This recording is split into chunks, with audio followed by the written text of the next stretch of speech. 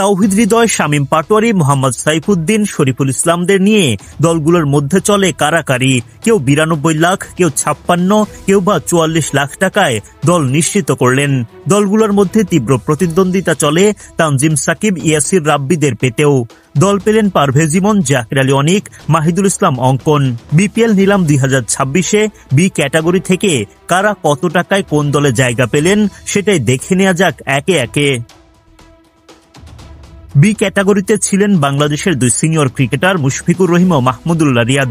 প্রথম দফায় নিলামে অবিকৃত থাকেন, যদিও তাদের জন্য দ্বিতীয় দফায় সুযোগ থাকবে। এই ক্যাটাগরিতে থাকা বাকি 10 ক্রিকেটার প্রথম দফাতেই দল পেয়েছেন। বাঁহাতি পেসার শরীফুল ইসলাম 44 লাখ টাকায় চট্টগ্রাম রয়্যালসের হয়ে খেলবেন। তুমুল প্রতিদ্বন্দ্বিতা হয় মারকুটে ব্যাটার তাওহিদ হৃদয়কে নিয়ে। 92 লাখ টাকায় হৃদয়কে বাগিয়ে নেয় রংপুর রাইডার্স। শামীম পাটোয়ারি ঢাকার হয়ে খেলবেন 56 লাখ টাকায়। পারভেজ ইমনের জায়গা হয় সিলেট টাইটান্সে 35 লাখ টাকায়।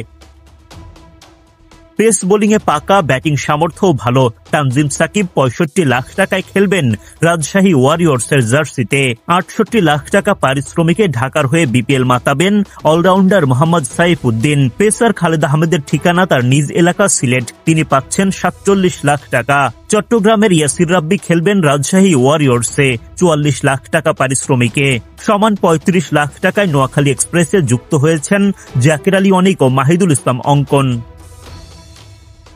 এর আগে এ ক্যাটাগরির নিলামে সবার আগে নাইম শেখের নাম উঠতেই আগ্রহ প্রকাশ করে সিলেট টাইটান্স।